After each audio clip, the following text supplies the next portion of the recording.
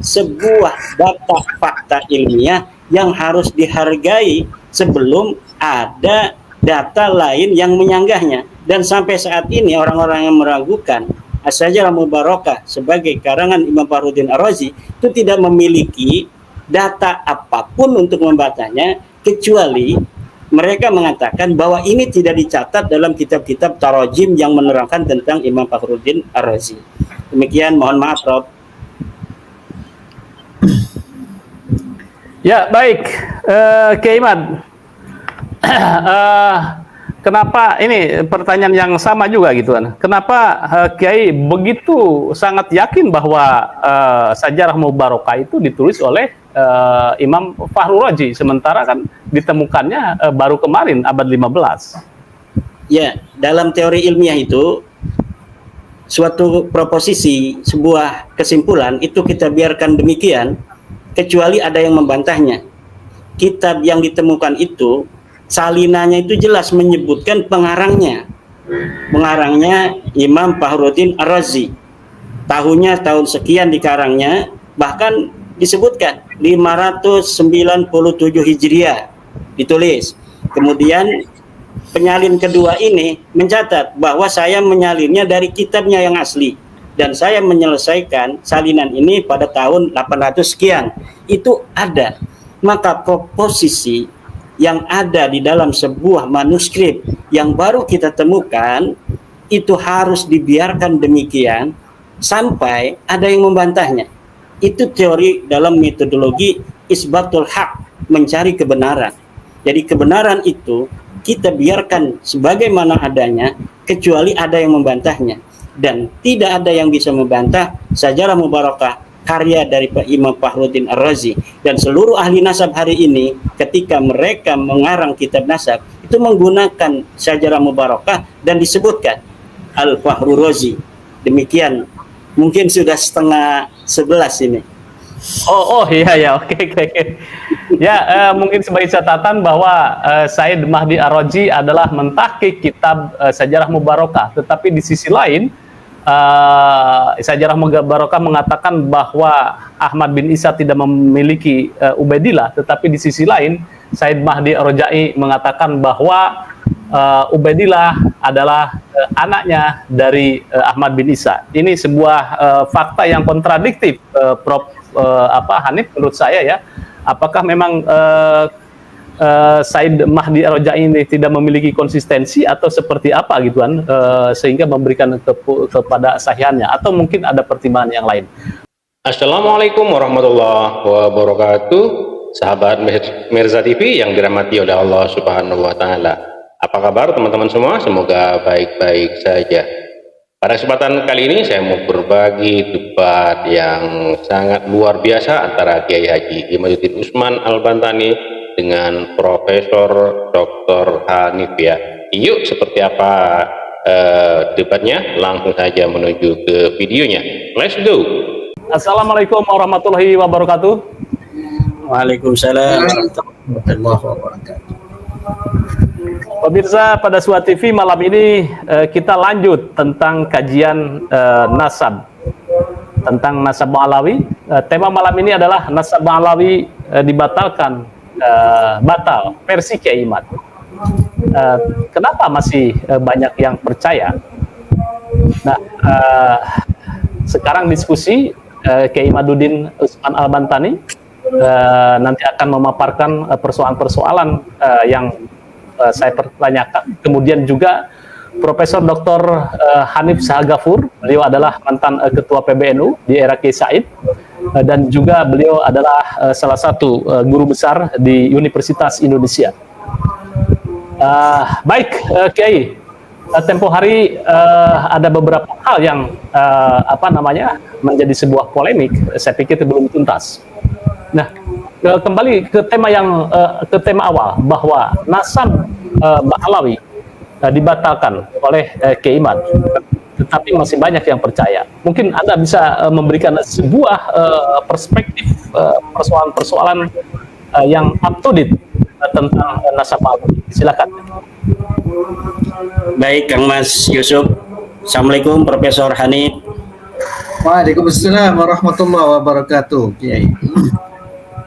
Baik, alhamdulillah salatan wassalaman ala Rasulillah amma ba'du. Maka seperti yang telah disampaikan oleh Mas Yusuf, bahwa nasab Ba'alawi ini tanpa mengabaikan prinsip intelektual humility, bahwa nasab mereka ini telah batal. Nasab mereka tidak bisa diverifikasi secara ilmiah.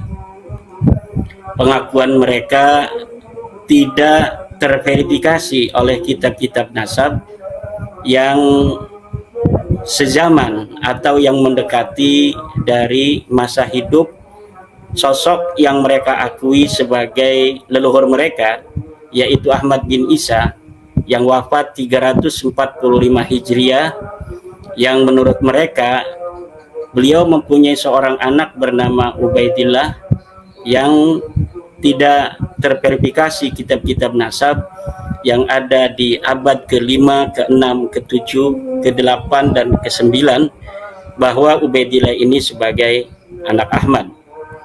Kemudian secara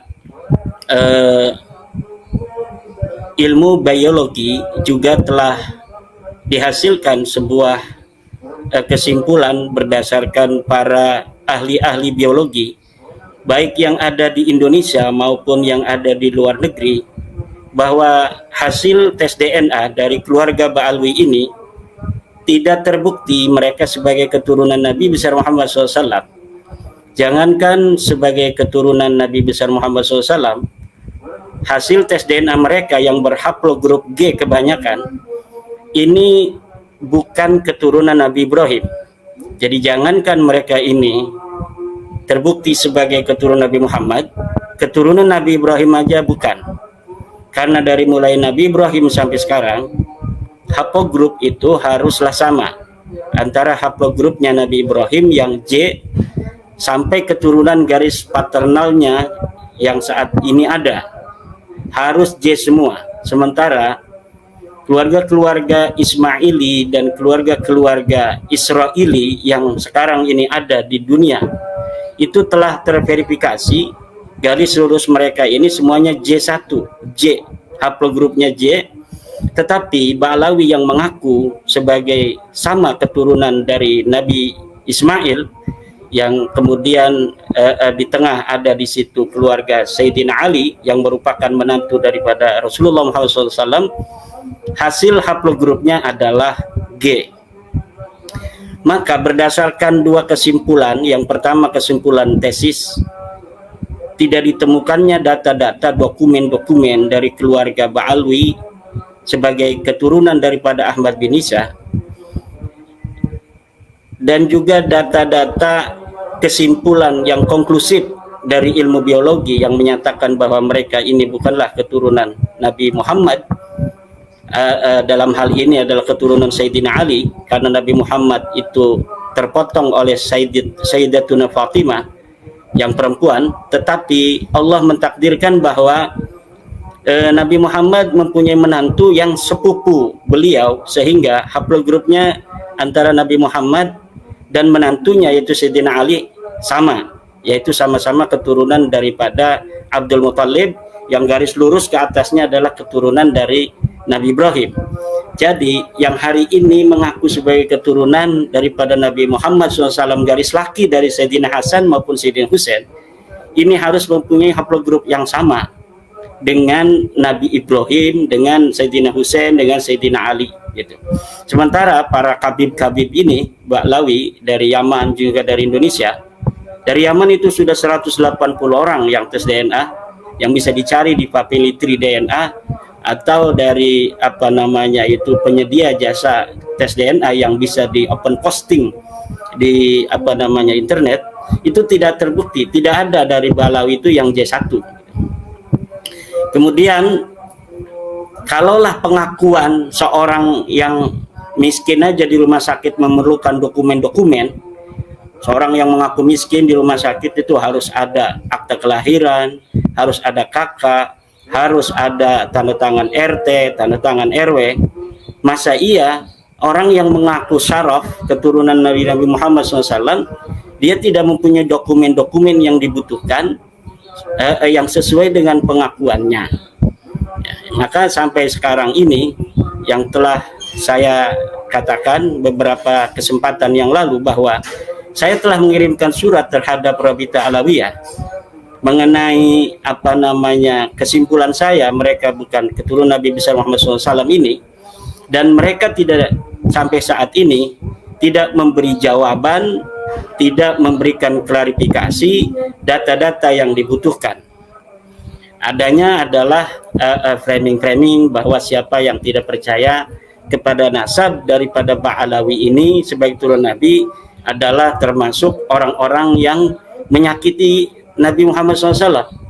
Bagaimana orang yang membuka nasab mulia Rasulullah Muhammad SAW dari tukhala, dari orang-orang yang mengaku keturunan Nabi padahal terbukti bukan, itu disebut tidak akan mendapat syafaat. Seharusnya proposisi itu dilontarkan untuk orang-orang yang hari ini mengaku keturunan Nabi besar Muhammad SAW tanpa bukti-bukti dokumen, tanpa bukti-bukti data-data sejarah yang dibutuhkan. Di mana dalam metode ilmiah kan kita mengenal harus ada fakta, harus ada objektif, harus konsisten, harus sistematis. Ini nasab Ba'alawi yang hari ini terbangun itu sama sekali tidak berdasarkan fakta sejarah, fakta ilmiah, tidak objektif, karena pengakuan itu muncul dari keluarga mereka sendiri. Yang ketiga, tidak sistematis dan tidak konsisten. Kenapa tidak konsisten? Karena nasab mereka ini banyak berganti-ganti. Pertama mereka mengaku Al-Kazimi, kemudian mengaku sebagai Al-Uraidi. Jadi adanya ittirab. Ittirab itu perubahan silsilah dari Al-Ahdal yang dia adalah Al-Kazimi, kemudian berganti menjadi Al-Uraidi dari Ahmad bin Isa. Ini menunjukkan bahwa memang nasab ini nasab yang ad-dukhala, nasab-nasab susupan yang sengaja menyusup kepada keluarga mulia Nabi besar Muhammad SAW. Dan sayangnya banyak dari para ulama-ulama kita ini yang hari ini membaca nasab Ba'alawi itu hanya dari literasi Ba'alawi sendiri. Seperti kemarin Ustadz Abdul Somad yang ceramah dengan Bahar Smith mengatakan bahwa Ahmad bin Isa punya anak Ubaidillah. Itu Ustadz Abdul Somad tidak mengerti apa benar, mana buktinya bahwa Ahmad bin Isa itu mempunyai anak bernama Ubaidillah. Sementara kitab-kitab yang ada di abad yang paling mendekati daripada Ahmad bin Isa tidak menyebutkan Ahmad bin Isa ini mempunyai anak namanya Ubaidillah. Kemudian Ustadz Abdul Somad juga mengatakan bahwa Ahmad bin Isa ini hijrah dari Irak menuju ke Hadramaut, Yaman. Ustadz Abdul Somad tidak tahu bahwa tidak ada satupun kitab-kitab sejarah yang mengatakan bahwa Ahmad bin Isa itu ada di Irak. Tidak ada. Bagaimana seorang yang tidak ada di Irak itu bisa hijrah dari Irak menuju Hadramaut? Dan tidak ada kitab-kitab sejarah yang dekat masanya dengan Ahmad bin Isa mengatakan bahwa Ahmad bin Isa ini hijrah dari Basrah menuju Hadramaut, tidak ada. Jadi keberadaan dia di Irak itu tidak ditemukan data sejarahnya, dan saya mempunyai sebuah saksi dari kitab abad kelima bahwa Ahmad bin Isa itu adanya di kampung Surya di kota Madinah, dan tidak ada satupun yang mengatakan dia berada di Basrah. Kemudian tidak ada satupun kitab-kitab yang ada di zaman Ahmad bin Isa yang mengatakan dia hijrah ke Hadramaut. Jadi orang-orang yang semacam Ustadz Abdul Somad ini banyak yang tidak mengerti ilmu sejarah, yang tidak mengerti ilmu nasab. Kemudian dia hanya membaca di dalam kitab-kitab Ba'alawi tentang nasab-nasab Ba'alawi, yang nasab ini muncul abad ke-9, pengakuannya ini baru muncul abad ke-9, kemudian terbangun dengan begitu kokoh pada abad-abad selanjutnya karena keluarga mereka banyak menulis kitab-kitab.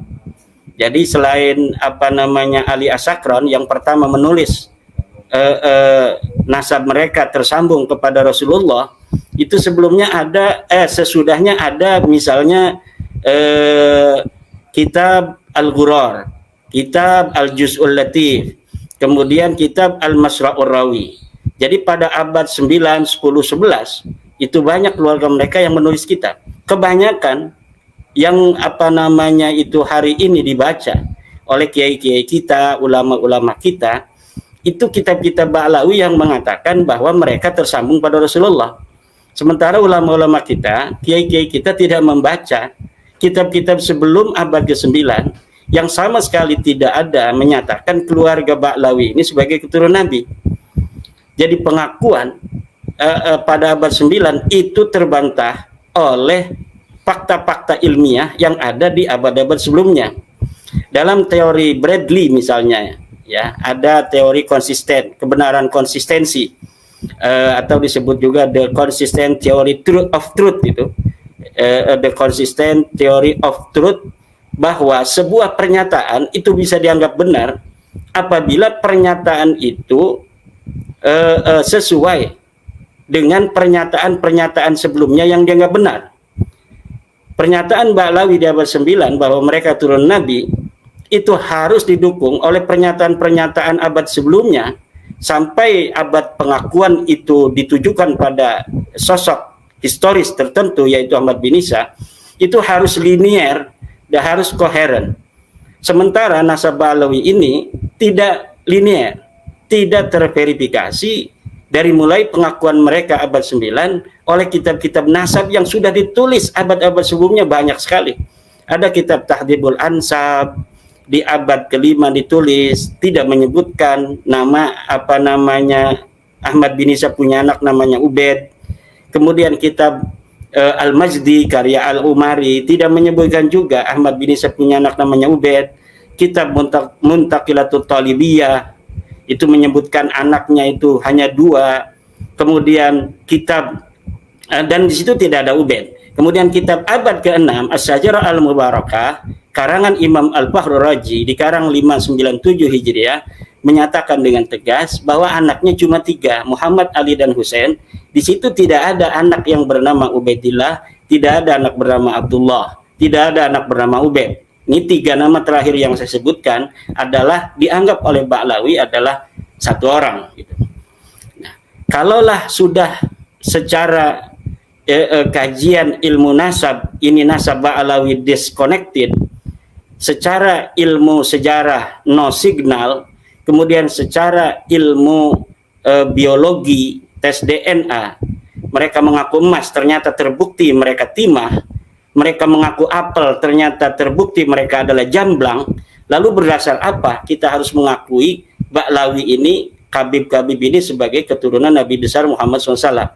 Maka menurut saya hukumnya ini sudah haram orang mengakui mereka sebagai keturunan Nabi. Begitu pula mereka haram mengaku diri mereka sebagai Nabi, keturunan Nabi. Kenapa? Karena mereka tidak bisa untuk membuktikan pengakuan mereka berdasar dokumen-dokumen yang mereka punya. Sampai saat ini mereka tidak berani untuk tes DNA pula. Bolehlah orang-orang yang ada di Yaman yang sudah tes DNA ini tidak berhasil, tapi mungkin saja Ba'lawi yang ada di Indonesia ini kan berhasil, tapi mereka tidak berani. Kenapa tidak berani? Karena mereka sudah meyakini bahwa hasilnya akan sama dengan hasil saudara-saudara mereka yang sudah tes DNA di Yaman. Ya, itu sementara mungkin Kang Mas Yusuf nanti mungkin mendapatkan pandangan-pandangan dari guru kita Profesor Hanif Sahagofur. Terima kasih. Ya, baik. Satu lagi saya bertanya, Keiman, metodologi dan teori apa yang Kiai pakai ketika menafikan sebuah nasab atau mengisbatkan sebuah nasab? Mungkin bisa diketengahkan karena ada beberapa kritik. Ini Kiai Imad ini tidak menggunakan sebuah teori baku, metodologi baku gitu, sesuai dengan ilmu nasab. Silakan Kiai. ilmu nasab itu bagian daripada ilmu sejarah. Ya. Jadi bagaimana kita meneliti nasab itu sama dengan bagaimana kita meneliti sejarah. Pertama harus heuristik, mengumpulkan dokumen-dokumen, sumber-sumber yang ada sesuai dengan zamannya. Kemudian kita kritisisasi sumber. Kita pilah sumber ini mana yang berkaitan dengan nasab Alawi langsung atau tidak. Kemudian setelah itu kita interpretasi sumber-sumber yang ada ini kita interpretasi. Kemudian setelah itu kita mengadakan apa yang disebut dengan historiografi. Jadi kita kemudian tuliskan interpretasi kita berdasarkan data-data dan fakta-fakta ilmiah. Dan ini kalau kita baca dalam kitab-kitab nasab, semua ahli nasab itu menggunakan metodologi ini. Jadi ada orang yang salah baca kitab atau salah memahami, bacanya benar kadang-kadang tapi memahaminya salah. Jadi khattun nasabah, jadi isbatun nasab dengan khattun nasabah dipahami hanya apabila ada seorang ahli nasab hari ini menyambungkan nasab seseorang yang ada di zaman ini sampai ke Rasulullah, maka nasab itu sudah sahih. Ini kekeliruan di dalam memahami salah satu metodologi dalam isbatun nasab yang didapat di dalam kitab-kitab nasab, yaitu khattun nasabah. Khattun nasabah itu catatan ahli nasab. Catatan ahli nasab itu sesuai dengan objek siapa yang akan diisbat. Kalau yang diisbat adalah orang yang berada di hari ini, maka yang mengisbat adalah nasabah yang ada di hari ini. Bisa dengan cara khattun nasabah, bisa dengan dua saksi, bisa dengan adanya pengakuan dari seorang ayah kepada anaknya. Tetapi untuk orang-orang yang ada di masa lalu, misalnya Ahmad bin Isa ini mempunyai anak namanya Ubed. Ahmad bin Isa wafat 345 Hijriah. Kemudian dikatakan dia punya namanya Ubed. Sementara kitab-kitab nasab yang ada itu tidak mengkonfirmasi Ahmad bin Isa mempunyai anak namanya Ubed. Kemudian ada hari ini misalnya Syekh Mahdi Rojai mengatakan bahwa sah Bahlawi ini sebagai turunan Nabi. Kemudian dia dianggap sebagai seorang nasabah yang bagi pendukung Bahlawi kemudian dianggap bahwa cukuplah seorang Mahdi Rojai untuk menetapkan nasab Bahlawi ini sahih. Lalu saya tanya misalnya kalau ada Syekh Mahdi Rojai, lalu saya dapat informasi bahwa Ubed ini anak Ahmad dari mana? Dia masih hidup ada di Iran dan saya sudah kirim surat kepada Syekh Mahdi Rojai, tidak dibalas. Ada seorang mahasiswa dari Iran yang akan memfasilitasi kami untuk berdiskusi. Kami sudah siap, kemudian dibatalkan. Nah, ini menunjukkan bahwa memang seorang nasabah Syekh Mahdi Rojai ini tidak ingin menggugurkan menghancurkan kredibilitas dia sebagai seorang nasabah hanya untuk mengisbat Ba'lawi. Karena kalau misalnya hanya tulisan itu saja kemudian tidak ada yang mengkonfrontir, tidak ada yang membantah, itu tidak akan berakibat fatal untuk kredensi dia sebagai seorang nasabah. Tetapi ketika sudah berhujjah, beradu debat dengan orang yang membantah, dia terpaksa harus memberikan hujjah. Maka oleh karena itu dia tidak bersedia, atau dalam tanda kutip, karena memang setelah itu saya tidak mendengar berita lagi dari orang-orang yang ada di Iran itu, yang pembela Ba'lawi yang ingin mempertemukan saya dengan Syekh Mahdi Ar-Rojai. Jadi teori ilmu nasab apabila dipahami benar, maka semuanya itu mengacu kepada bagaimana sebuah sumber menjadi rujukan utama di dalam mengisbat nasab bagi nasab-nasab yang jauh. Kecuali orang yang ada di masa ini, untuk mengisbat nasabnya itu dengan cara dua orang saksi atau dengan cara pengakuan dari seorang ayah bahwa betul dia itu anak saya, itu nasab telah terisbat. Tetapi kalau untuk nasab yang jauh ini tidak logis. Dalam kebenaran ilmiah itu, Mas Yusuf, itu ada yang disebut dengan logis dan verifikatif. sebuah proposisi tidak akan bisa disebut dengan kebenaran ilmiah apabila dia tidak logis dan tidak verifikatif. Masa iya seorang yang ada di abad ke-15 Hijriah hari ini dapat mengisbat Ubaid sebagai anaknya Ahmad bin Isa yang ada 1000 tahun yang lalu tanpa adanya data? Lalu berdasar apa dia mengisbat itu? Apa berdasar ilham, intuisi, mimpi, atau berdasar husnudzon? Nah, tidak bisa. Di dalam ilmiah itu husnudzon itu dalam Islam juga ada yang tidak boleh. Coba kita lihat kitab Raudatul Uqala karangan Abu Hatim Ibnu Hibban, bahwa suudzon itu ada yang wajib, yaitu ketika musuh yang tiba-tiba musuh itu berbuat baik kepada kita, maka kita wajib suudzon pada dia karena biasanya dia ini berbuat jahat. Maka kita tetap berhati-hati. Bahkan ada hadis yang menyatakan ikhtarisu minan nasi bisu'idzon. Jaga dirimu dari kejelekan manusia dengan suudzon. Lah, ini walaupun hadis ini yang diriwayatkan oleh At-Tabarani secara riwayat tidak sahih, tapi secara makna ini sahih. Ya, demikian Kang Mas. Oke, sebentar ya, nanti ke Prof. Hanif.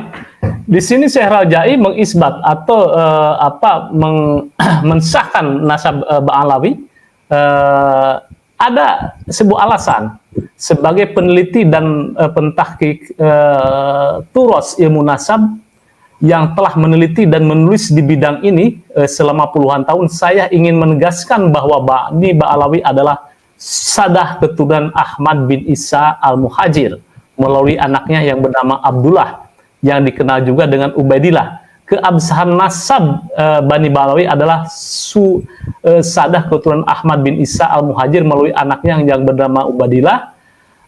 Ini sudah sudah masyhur selama berabad-abad. Masalah tidak tertulisnya salah satu anak Ahmad bin Isa yang bernama Abdullah tidak menafikan keberadaannya, dan hal seperti ini adalah suatu hal yang lazim ditemukan atau ditemui di beberapa kitab nasab yang tertulis di masa-masa awal penyusunan kitab-kitab nasab. Terdapat sejumlah faktor yang menyebabkan tidak tertulisnya nama seseorang dalam kitab nasab. Di antaranya adalah situasi sosial politik saat itu atau tidak sampainya informasi nama itu kepada para penulis nasab di zaman tersebut. Karena jarak yang jauh atau daerah mereka berhijrah. Dalam kasus Abdullah, jelas terlihat bahwa hijrah ke wilayah yang berbeda dengan wilayah para penulis nasab awal yang umumnya berada di Irak maupun Iran, menyebabkan nama beliau tidak sampai ke para penulis nasab. Nah, ini sekitar tahun 2023 ya, beliau mengisbat nasab Ba'alawi. Nah, Kiai, teori tentang mengisbat nasab, kalau tidak salah Syekh Raja'i juga mengatakan bahwa harus ada kitab sejaman. Ini Anda bagaimana ini mengkritisi inkonsistensi atau teori-teori yang disampaikan oleh Said Mahdi? Yang pertama, Syekh Mahdi Raja'i walaupun memang seorang nasabah, seorang ahli nasab, tetapi tidak ada yang menjamin dia tidak akan terproksok dalam menerima berita yang salah. Tidak ada dalam ajaran Islam itu seorang ulama itu bebas dari kesalahan. Tidak ada. Itu yang pertama. Jadi kemungkinan dia menerima informasi yang salah itu sangat besar. Apalagi setelah kita verifikasi, kita tanya misalnya pada beliau, beliau mengatakan bahwa seorang tidak dicatat itu bukan berarti dia tidak ada. Seorang yang tidak dicatat sebagai anak seseorang bukan berarti dia bukan anak orang itu. Bisa, itu betul, masuk akal tuh. Tetapi anak lainnya ini ditulis. Kitab-kitab yang ada di abad ke-5 semua menulis. Anak-anak Ahmad itu di abad ke-6 menulis. Kalau misalnya anak lain tidak ditulis, ini masuk logika. Kalaulah Ubaid ini tidak ditulis, tapi anak lainnya sudah ditulis. Anak lain ditulis, kalau dia tidak ditulis. Abad ke-6 anak lain ditulis, dia tidak ditulis. Abad ke-7 anak lain ditulis, dia tidak ditulis.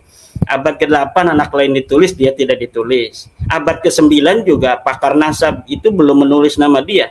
Nama Ba'lawi itu muncul dalam kitab nasab itu pada abad ke-10 Hijriah oleh Syekh Samarqandi dalam kitabnya Tuhfatul Talib tahun 996 setelah 650 tahun kematian Ahmad bin Isa. Ini tidak wajar.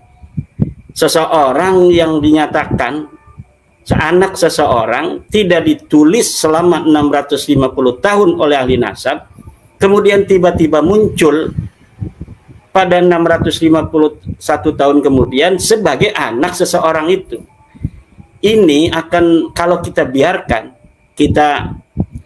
ini pintu terbuka, maka masa depan ini akan semakin banyak orang-orang yang mengaku keturunan Nabi yang tidak mesti diverifikasi dalam kitab-kitab nasab masa lalu, cukup mendapatkan sebuah tanda tangan dari seorang nasabah. Nah, seorang nasabah tidak ada yang menjamin dia benar. Seorang nasabah tidak ada yang menjamin bahwa dia ini objektif. Bisa saja dia dibayar, bisa saja dia menerima informasi yang salah misalnya, atau dia bisa saja ada subjektivitas. Nah, kalau kita membaca kitabnya Syekh Mahdi Rojai, sebuah tahqiqannya, saya lupa nama kitabnya, itu dia mentahqiq sebuah kitab yang menerangkan Ahmad bin Isa. Di situ menerangkan anaknya Ahmad bin Isa, tidak disebutkan namanya Ubaid. Kemudian dia bikin sebuah footnote bahwa menurut guru saya Syekh Al-Mar'asi, Ahmad bin Isa juga mempunyai tambahan anak namanya Abdullah. Jadi dia menerima Ubaid ini atau Abdullah ini sebagai anak Ahmad bin Isa berdasarkan keterangan gurunya Syekh Al-Mar'asi. Saya kejar ini siapa Al-Mar'asi. Ternyata Al-Mar'asi ini adalah pemilik Maktabah Al-Mar'asi di mana Syekh Mahdi Rojai bekerja. Kemudian saya lihat itu sirah hidup daripada Syekh Al-Mar'asi, dia murid dari seorang Ba'lawi Yaman. Di sini ada subjektivitas yang kental ketika seorang Syekh Mahdi Rojai hari ini mengisbat nama Ubaid sebagai anak daripada Ahmad. Sementara untuk kejujuran dia dalam mentahqiq ini telah terbukti. Karena dia juga mentahqiq kitab namanya As-Syajarah Al-Mubarakah yang menyebut anak Ahmad bin Isa tidak ada nama Ubaid, itu dia biarkan tidak ada nama Ubaid. Namanya kitab As-Syajarah Al-Mubarakah. Anaknya cuma 3 di abad ke-6. Itu ditahqiqnya oleh Syekh Mahdi Rojai.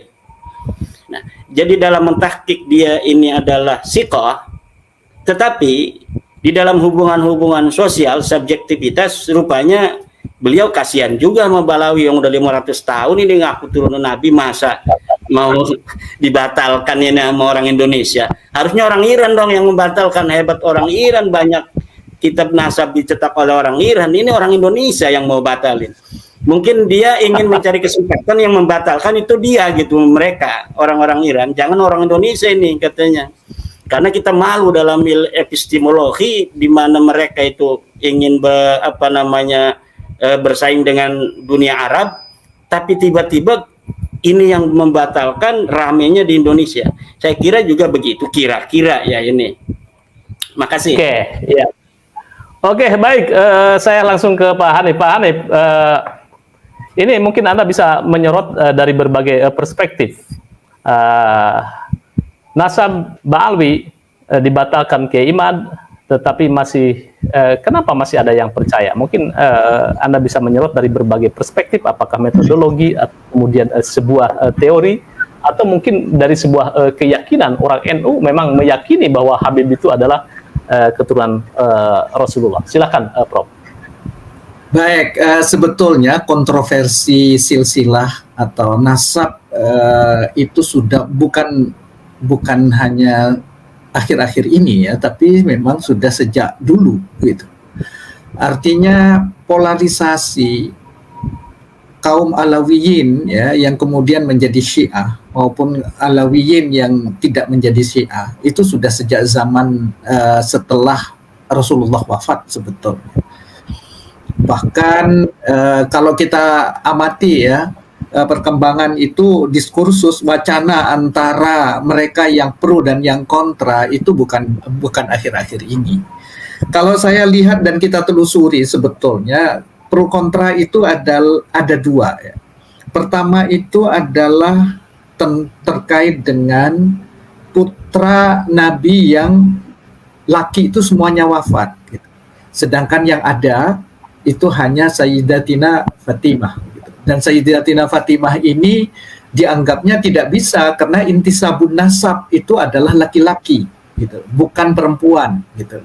Jadi Rasulullah itu sudah terputus keturunannya karena intisabun nasab itu adalah hanya putra lakinya yang bisa nasabnya itu sambung kepada Rasulullah. Jadi perempuan itu dianggapnya intisabun nasabnya tidak kepada Rasulullah. Tapi akhirnya dipatahkan dengan adanya hadis yang menyatakan bahwa tidak ada intisabun nasab, bahwa perempuan itu kalau itu keturunan Nabi Muhammad itu adalah intisabun nasabnya tetap bisa kepada Rasulullah gitu.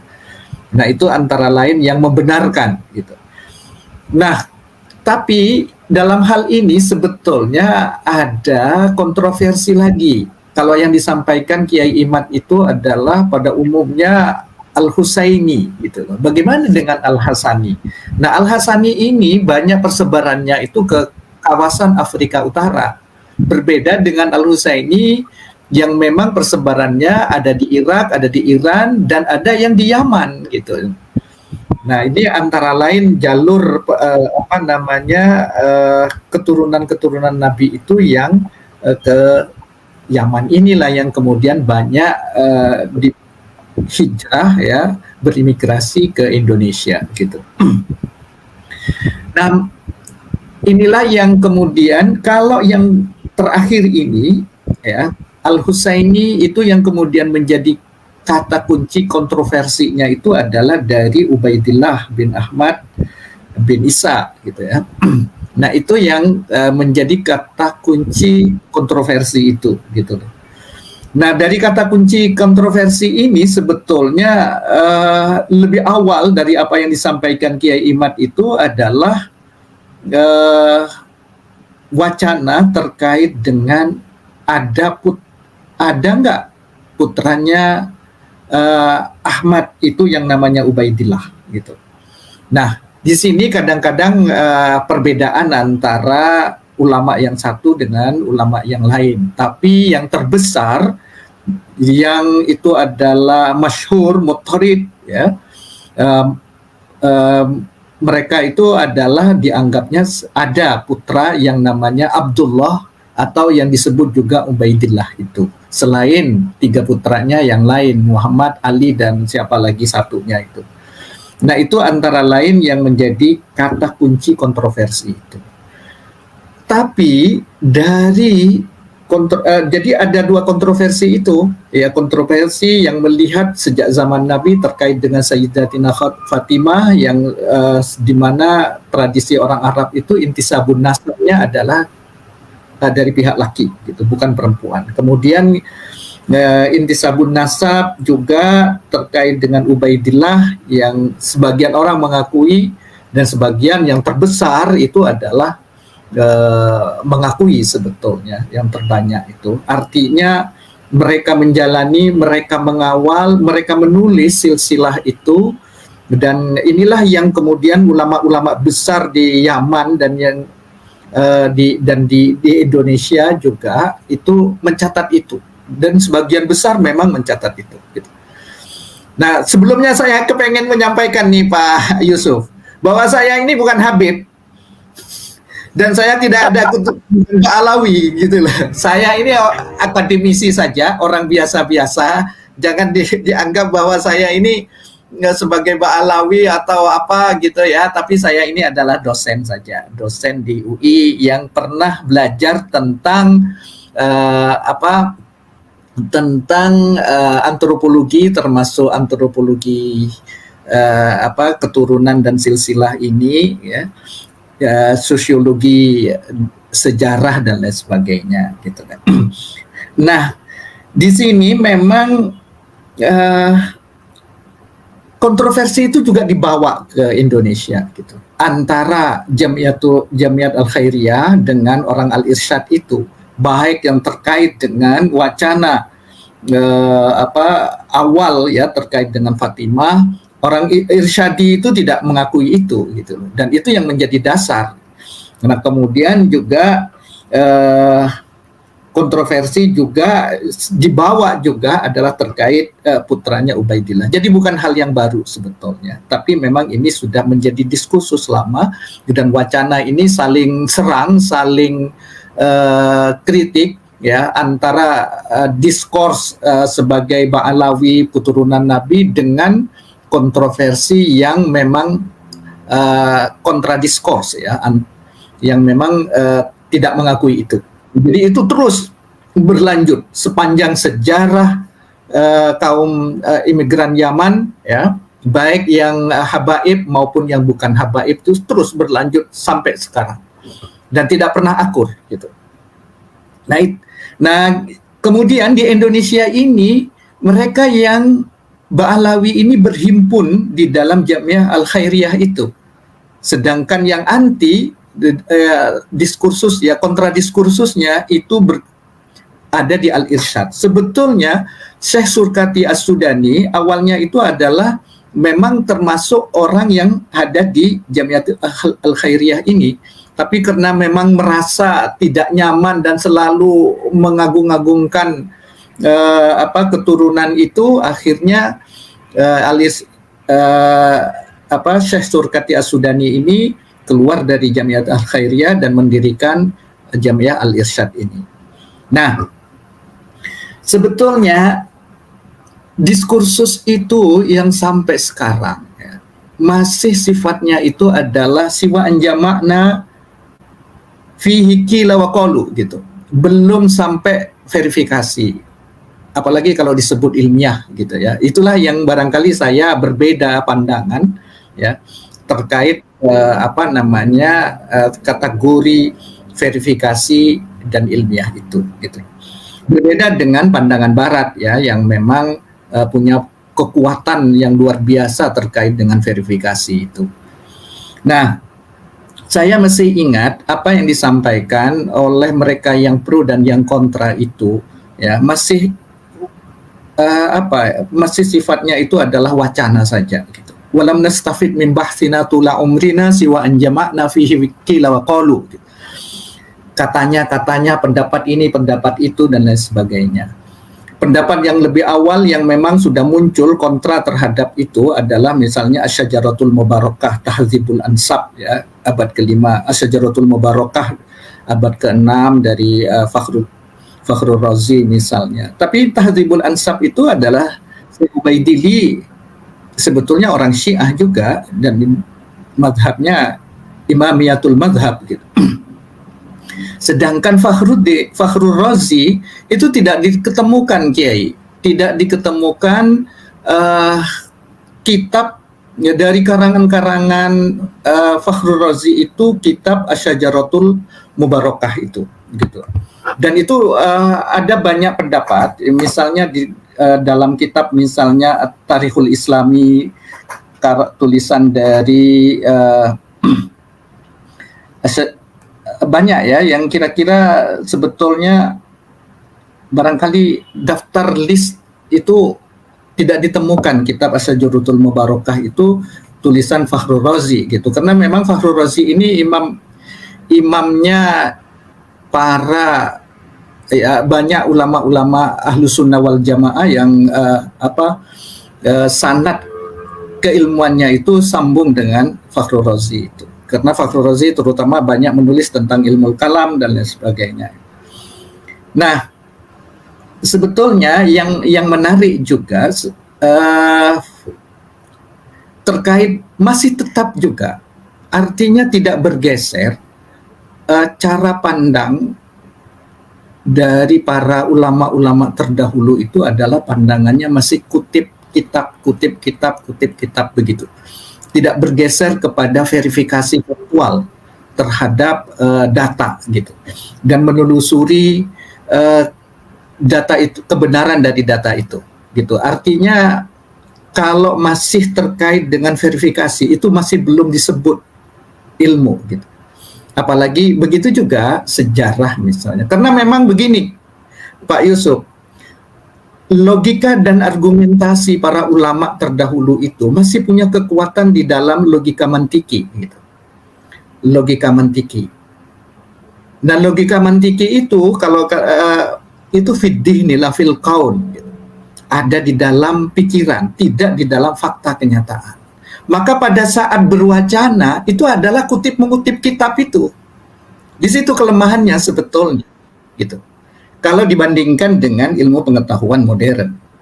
Sebetulnya dari awal ya, memang wadi'u ilmul mantik itu adalah Aristoteles sebetulnya, dan itu adalah logika fiddihni saja, fiddihni faqat, gitu. Dan tidak fil qaun, gitu. Nah, sebetulnya itu dikritik oleh Imam Syafi'i. Imam Syafi'i dalam Ar-Risalah itu sudah menyodorkan sebuah metodologi yang namanya istiqra'i itu. Ya, nah, istiqra'i inilah yang tepat dan sesuai dengan karakteristik ilmu pengetahuan modern, gitu. Dan tapi itu tidak dipakai oleh ulama-ulama, terutama mutakallimin, gitu, istiqra'i-nya itu. Kenapa? Terpukau dengan bahwa man la ya'rifu bil mantik la yusaku bi ilmihi, gitu. Orang yang tidak mengerti ilmu logika Aristotelian itu tidak bisa dipercaya ilmunya. Begitulah Imam Ghazali di dalam kitab Mi'yarul Ulum itu. Nah, tapi Imam Syafi'i ini punya pandangan yang berbeda dengan Al-Ghazali itu. Tidak, yang perlu dilogikakan itu adalah yang ada di dalam fakta lapangan itu, gitu. Bil istiqra, gitu. At-turukul istiqra'i itu. Bukan dengan metode pikiran yang hanya fiddihni faqat, gitu loh. Seperti ulama-ulama mutakallimin itu. Cara pandang ulama fuqaha itu melihat kasus, melihat fakta lapangan, gitu. Bahkan Syarah Fathul Qorib itu juga mengatakan bahwa hadza bistiqra'i imamina Syafi'i, gitu. Ini adalah istiqra' dari Imam Syafi'i terkait dengan haid misalnya. Itu Imam Syafi'i memverifikasi langsung bahwa bagaimana sih haid itu, bagaimana sih, itu faktual, gitu loh, cara pandang mereka. Makanya ulama fikih itu lebih kuat dalam melogikan fakta lapangan ketimbang melogikan dalam pikiran, gitu. Nah, metode yang dipakai oleh para ulama dengan cara kutip mengutip sana sini, kitab sana dan lain sebagainya itu sebetulnya tidak bisa dibenarkan secara ilmu pengetahuan, gitu. Kenapa tidak bisa dibenarkan? Ya harus diverifikasi dulu untuk bisa menjadi kebenaran faktual. Kalau tidak bisa diverifikasi, kutipan-kutipan itu tidak bisa dibenarkan.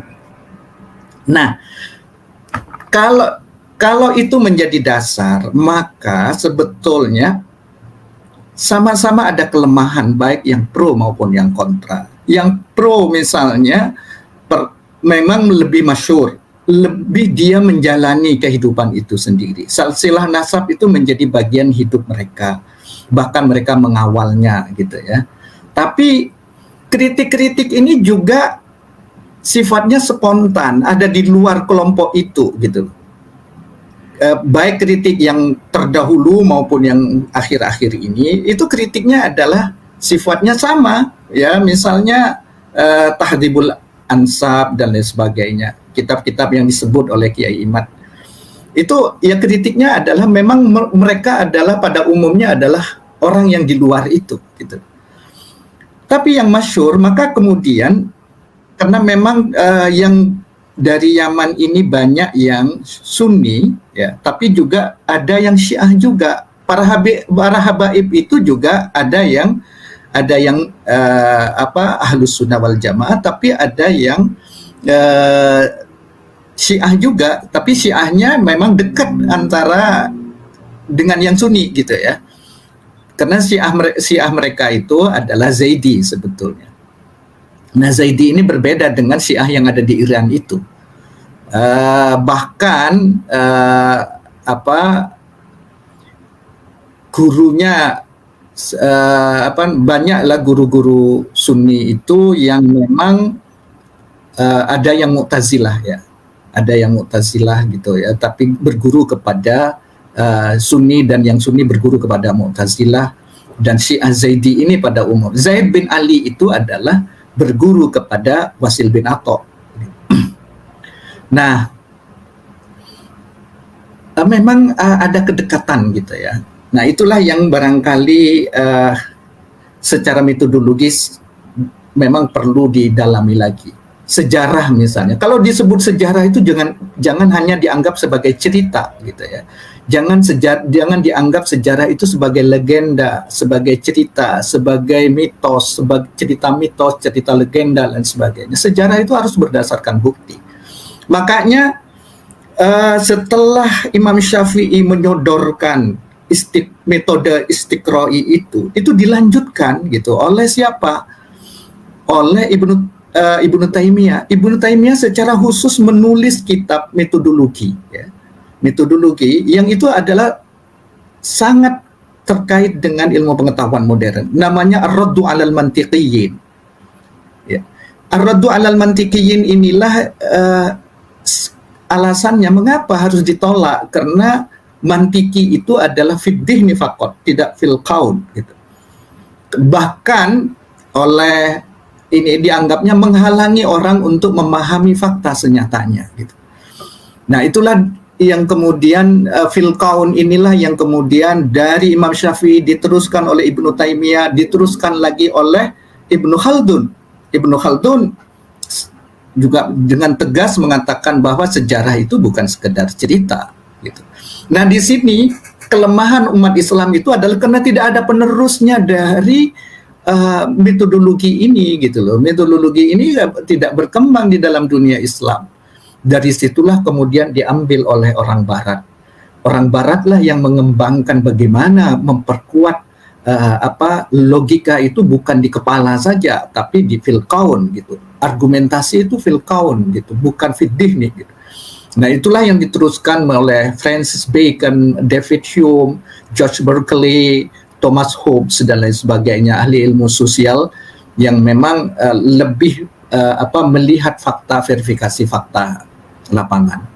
Oke, ini itu barangkali metode yang memang harus dikembangkan untuk memahami silsilah, ya, memahami sejarah, jangan hanya sekedar kutip kitab begitu saja, begitu. Terima kasih. Oke. Baik, Prof, begini, ada fakta bahwa tidak ada kitab atau catatan yang mengatakan bahwa Ahmad bin Isa itu hijrah ke Yaman. Kemudian yang kedua, fakta bahwa makamnya Ahmad bin Isa yang dibangun di Yaman itu baru dibuat itu abad 9. Sementara Ahmad bin Isa itu hidup di abad ketiga. Nah, ini bagaimana bahwa fakta ini memang dituliskan oleh mungkin Kiai Imad nanti bisa memberikan sebuah penjelasan. Ini dituliskan di dalam salah satu kitab yang menerangkan itu oleh penulis Ba'alawi. Ini bagaimana, Prof? Ini kan fakta-fakta yang ada di Yaman itu seperti itu. Begini, sebetulnya terkait dengan kuburan maupun cerita di sekitar Ahmad bin Isa dan termasuk juga Ubaidillah bin Ahmad, ya. Itu memang ada banyak cerita yang itu dibukukan dalam buku yang kemudian banyak dikutip oleh kaum Ba'alawi, ya, kaum Alawiyin. Itu ada banyak kitab, ya, saya tidak hafal, ya. Tapi kitab-kitab itulah yang menjadi dasar dan rujukan silsilah yang kemudian silsilah nasab-nasab di antara mereka gitu. Tapi bagaimana dalam pandangan ilmu pengetahuan? Pandangan ilmu pengetahuan sama, tetap harus diverifikasi gitu loh. Itulah review yang dilakukan dalam ilmu pengetahuan modern itu. Review literatur itu penting gitu loh. Jangan kemudian literatur itu diterima begitu saja gitu. Tapi juga harus ulang gitu. Nah, itulah yang barangkali harus menjadi konsistensi dari metodologi ilmu pengetahuan, termasuk metodologi untuk memverifikasi faktual terkait dengan nasab itu, termasuk cerita-cerita sejarah terkait dengan kuburan, terkait dengan cerita-cerita sekitar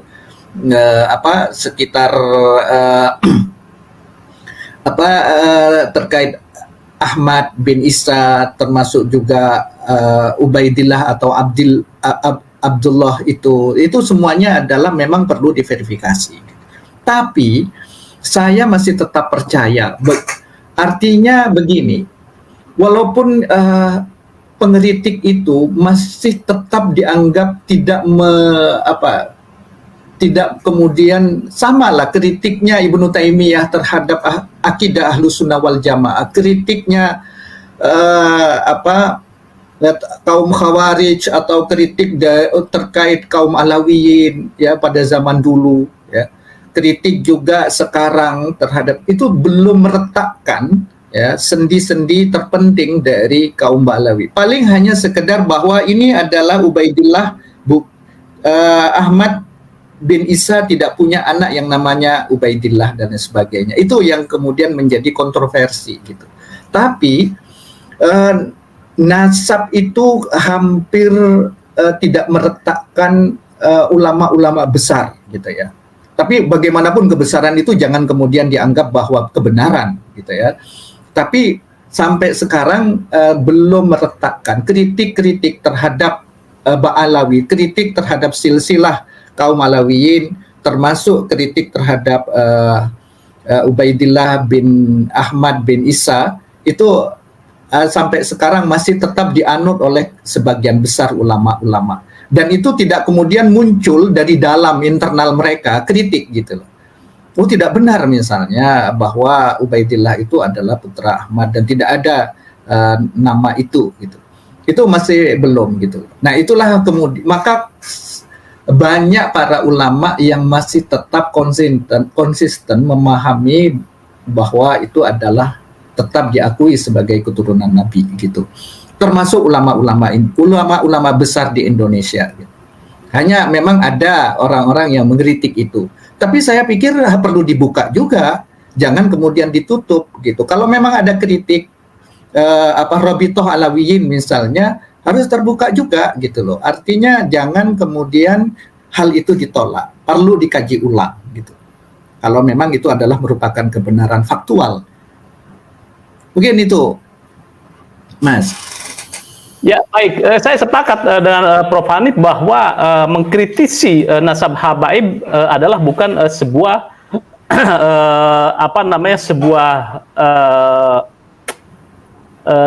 sebuah ketidaksantunan atau katakan mendobrak sebuah kepercayaan atau kesakralan.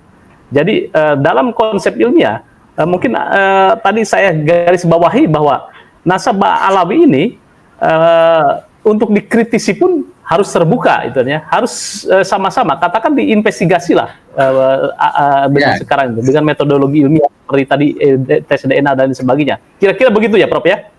Ya. Terkait dengan tes DNA itu begini, sebetulnya kita tidak bisa hanya menyatakan mereka telah melakukan sejumlah tes DNA dengan jumlah orang yang sudah dites DNA dan ternyata tidak terbukti dan lain sebagainya. Itu juga harus dibuktikan gitu loh. Artinya ada sertifikatnya gitu. Misalnya ada alat bukti yang sah dan meyakinkan bahwa memang terjadi. Misalnya. Jangan hanya sekedar qila wa qalu gitu loh.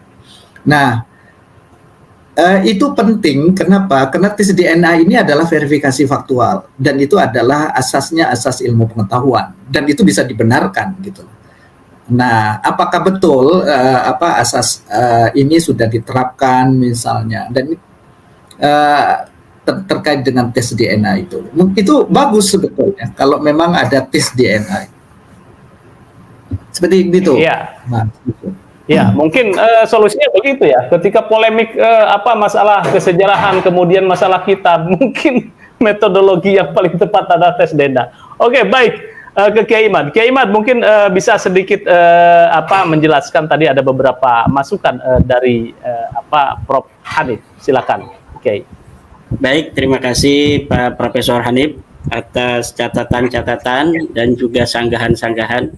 Ini ketika kita tidak mendapatkan jawaban dari Rabithah Alawiyah yang saya surati Ustadz Taufik Segaf, ini mungkin pandangan-pandangan dari Profesor Hanif tadi ini bisa mewakili dari, ini pandangannya ya, bukan sosoknya, dari pandangan-pandangan Rabi'ah Alawiyah, karena memang Rabi'ah Alawiyah yang saya tahu pandangannya mirip dengan pandangan-pandangan dari Profesor Dr. Hanif ya. Bahwa sudah dicatat misalnya oleh ulama-ulama di Yaman, ulama besar di Yaman. Ya betul dicatat, tapi dicatat mulai abad ke-9 Hijriah, mulai dari pengakuan mereka itu. Dan pengakuan mereka itu tercatat, mereka mengaku itu tercatat dalam kitab mereka, bahwa mereka mengaku gitu, bahwa sosok Abdullah yang merupakan silsilah dari Syarif Abil Jadid ini diijtihadi sebagai daripada leluhur mereka. Itu betul sekali bahwa dicatat oleh ulama besar, karena memang Ali As-Sakran itu pada saat itu dikenal sebagai salah satu ulama besar dari Ba'lawi ya, dari Ba'lawi yang mulai dia mencatat mengaku sebagai keturunan Nabi, yang mengakunya itu tidak terverifikasi oleh kitab-kitab yang sebelumnya. Di dalam teori truth tadi, teori di dalam bagaimana kita mencari kebenaran konsistensi itu tidak ada. Nah, ketika konsistensi kebenaran sebuah pernyataan di abad ke-9 itu tidak bisa diverifikasi oleh kebenaran pernyataan-pernyataan sebelumnya yang dengan benar, maka apa yang telah diaku pada abad 9 ini gugur secara ilmiah, dan tidak bisa kemudian kita mengatakan bahwa nasab mereka ini diakui sebagian besar oleh ulama-ulama. Hari ini di Yaman itu Mufti Yaman sudah tidak mengakui. Mufti Yaman yang sekarang berkuasa di Yaman, Al-Hausi, mempunyai seorang mufti namanya Syekh Syarafuddin Samsuddin. Dia sudah membuat sebuah rilis fatwa bahwa 21 marga tidaklah terbukti sebagai keturunan Nabi. Salah satunya adalah Ba'alwi yang menurunkan kabib-kabib yang ada di Indonesia ini.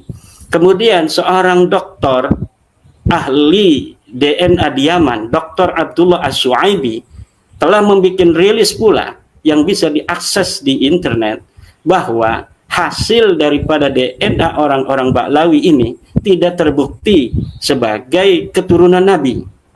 Kemudian seorang ahli hadis dari Yaman, Syekh Muqbil bin Hadi Al-Wada'i, juga mengatakan bahwa Ba'lawi, Al-Ahdal dan Al-Qudaimi tidak terbukti sebagai keturunan Nabi besar Muhammad sallallahu alaihi wasallam. Ini adalah abna'u jaldatihim, anak-anak Yaman sendiri, putra-putra Yaman yang memberi kesaksian akan batalnya nasab Ba'lawi. Mereka terdestinasi di wilayah Tarim, itu di situ konsentrasi daripada orang-orang Ba'lawi.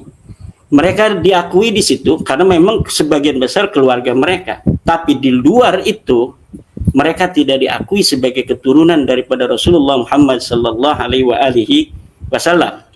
Kenapa di Indonesia ya, misalnya tadi ada narasi dari profesor bahwa ulama-ulama besar di Indonesia mengakui nasab Ba'lawi.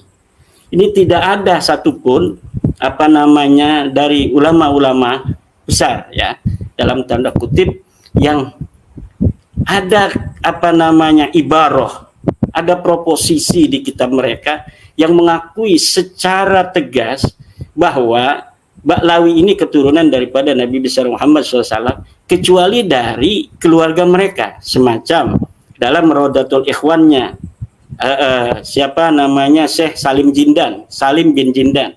Itu dia mencatat, dia menulis kitab tentang silsilah mereka, yang di dalam kitab itu pula pertama kali Wali Songo dibalawikan oleh Syekh Salim bin Jindan itu. Kemudian katanya Syekh Asnawi Syekh Nawawi Tenara mengisbat Ba'lawi gitu. Itu tidak ada Syekh Nawawi Tenara mengisbat Ba'lawi sebagai keturunan Nabi Muhammad. Syekh Nawawi di dalam kitab Uqudul Ujain itu sedang mendefinisikan istilah-istilah orang yang mengaku sebagai keturunan daripada Rasulullah, bahwa di antara orang-orang yang mengaku sebagai keturunan Nabi itu ada yang bergelar Syarif, ada yang bergelar sebagai Sayyid, ada yang bergelar Habib. Itu yang mengaku, bukan sebagai orang-orang yang secara faktual, secara objektif diteliti oleh Syekh Nawawi sebagai keturunan Nabi. Jadi hanya ikhbar. Itu dalam teori korespondensi kan itu ada, bahwa dalam metodologi kita mencari kebenaran korespondensi, bahwa apa yang telah hari ini nampak sesuai dengan apa kenyataannya itu bisa dianggap sebagai tidaklah berdusta orang mencatatnya. Misalnya ada seorang anak angkat namanya Yanto, dia ini mempunyai ayah angkat Subroto. Kita tahunya bahwa Yanto ini punya ayahnya adalah Subroto, maka kita catat bahwa Yanto bin Subroto ini tidak melanggar etika kebenaran, karena memang kenyataannya yang kita tahu bahwa Subroto itu adalah ayah daripada Yanto. Tidak ada ilmu kita, pengetahuan kita sementara yang mengatakan atau yang meyakinkan kita bahwa dia hanya anak angkat dari Subroto.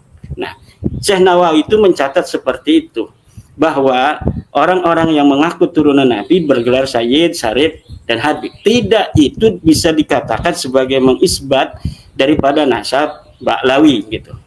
Kemudian juga As-Syajarah Mubarakah.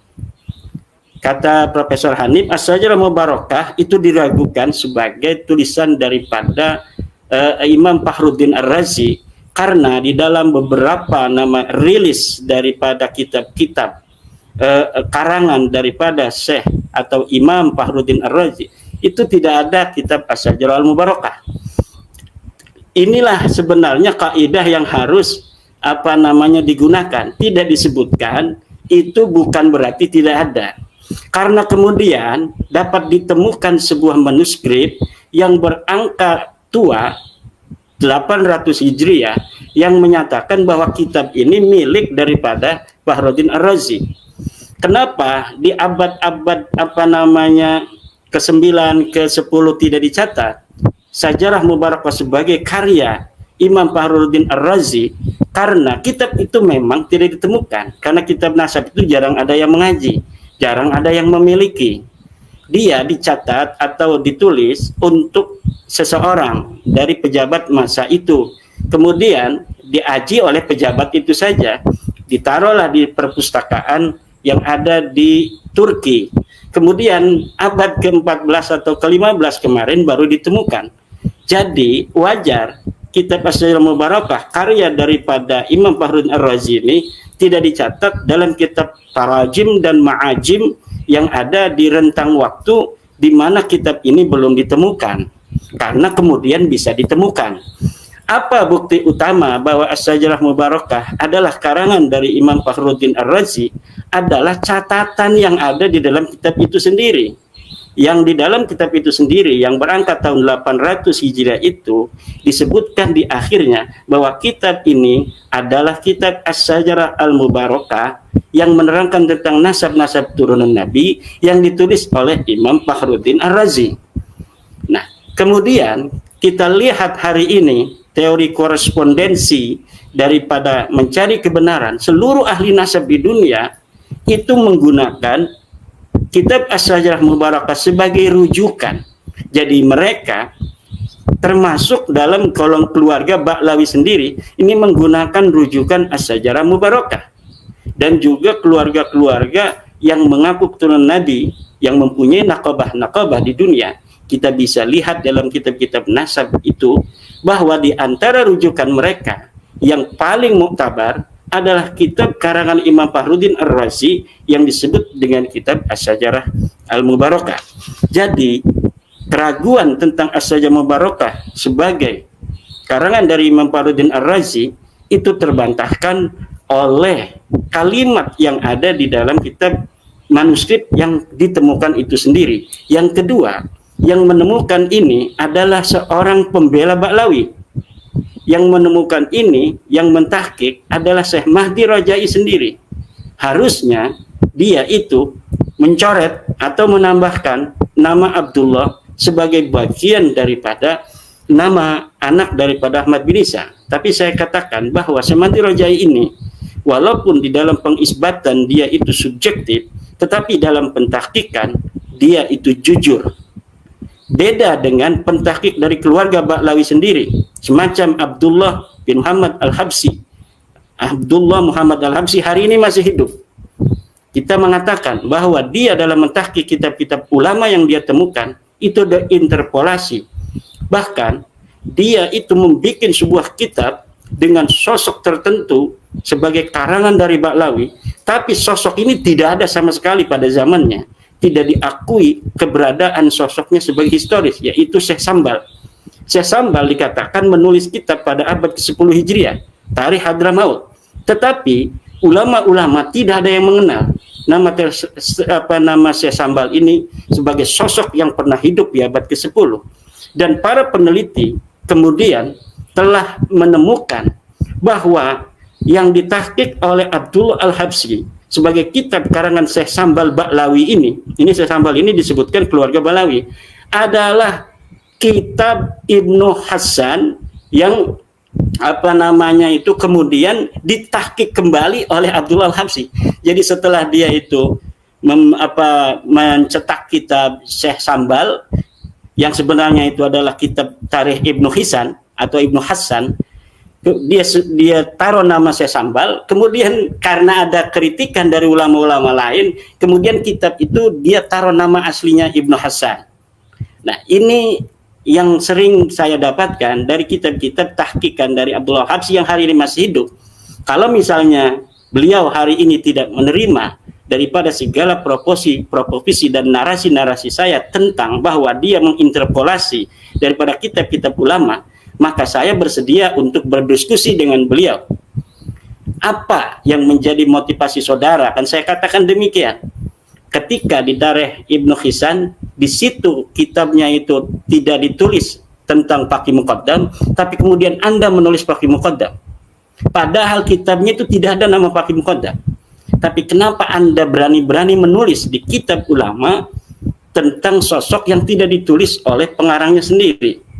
Nah, ini saya katakan bahwa kullu riwayatin an nasabin wa tarikhi Ba'lawi muttaham bil kadzib.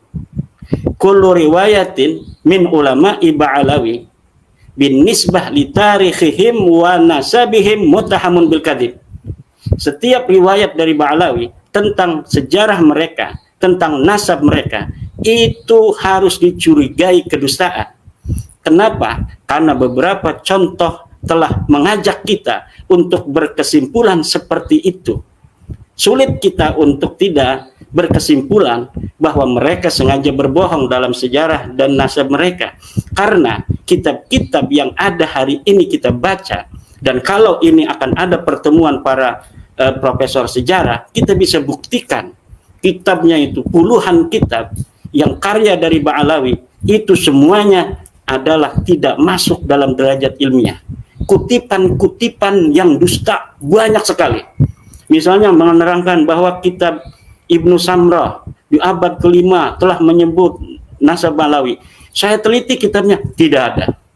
Bahwa Al-Ubaidili menyatakan bahwa Ahmad bin Isa hijrah ke Yaman. Saya teliti kitabnya, tidak ada.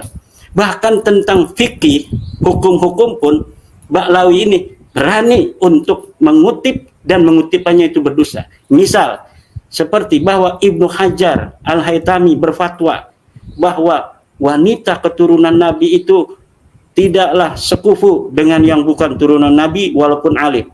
Saya teliti kitab daripada Ibnu Hajar yang tentang fatwa itu sebaliknya, bahwa anak seorang alim itu tidak sekufu untuk menikah dengan keturunan Nabi yang bodoh.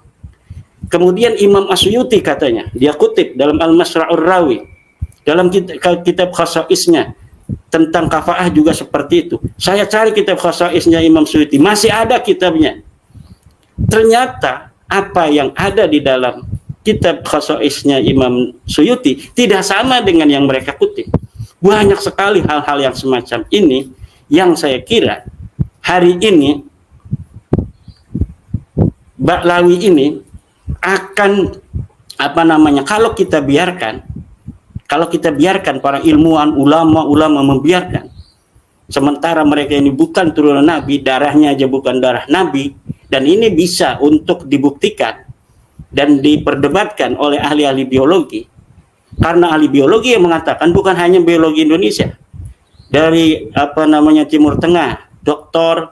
Syekh Umar bin Abdul Aziz Az-Zaid, kemudian Dr. Nabil Al-Qurhi, Dr. Abdullah As-Suaibi dari Indonesia, Dr. Sugeng Pondang Sugiharto, Dr. Ari Kaim, dan lain sebagainya.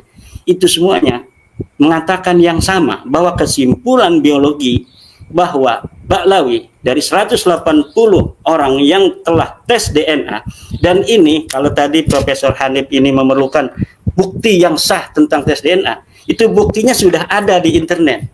Jadi Family Tree DNA itu memiliki sebuah situs yang open posting. Semua orang bisa untuk melihat hasil-hasil tes DNA daripada Ba'lawi, daripada keturunan Nabi lainnya.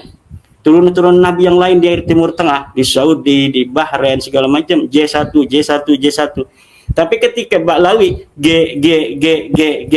Kemudian ada keterangan dari para pakar-pakar di Family Tree DNA itu, bahwa Michael Hammer misalnya, J1 adalah turunan Ibrahim, baik dari Ismail maupun dari Israel. Kalau orang yang hari ini mengaku sebagai keturunan Nabi, maka pertama dia harus memiliki haplogrup J. Kemudian baru ditilik apakah dia J-nya ini J ke Ibrahimi, kemudian Ibrahimnya ini apakah Ismaili, apakah dia ini ke Israeli, atau orang-orang Yahudi keturunan Nabi Ibrahim hari ini. Nah, kalau misalnya Ba'lawi ini G itu memang Yahudi, tapi bukan Yahudi keturunan Nabi Ibrahim, tapi orang-orang dari Khazaria di Kaukasus yang kemudian memeluk agama Yahudi, kemudian hari ini mereka mendominasi daripada orang-orang Yahudi. Nah, itu beberapa. Kemudian tentang mantiki istiqra'i ya. Nah, saya setuju dengan Prof bahwa memang kita harus meningkat ini dari mantiki yang hanya bicara tentang mafil dhihni untuk meningkat kepada mafil kaun agar bisa diverifikasi. Kemudian kita akan tahu setiap proposisi, pernyataan, narasi itu tidaklah langsung kita telan mentah-mentah, taken for granted, tetapi juga harus diverifikasi. Ketika seorang mengatakan bahwa saya kemarin habis dari Jakarta dalam acara misalnya makan bersama Presiden Jokowi, buka bersama Presiden Jokowi, kalau misalnya dia itu ngomong di kampungnya dengan teorinya Ba'lawi, ini harus dipercaya karena itu adalah sebuah kalimat, sebuah pernyataan.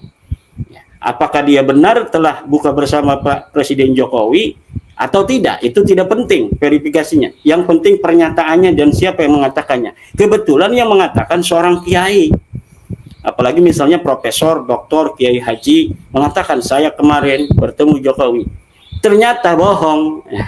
Kenapa? Karena tidak diverifikasi.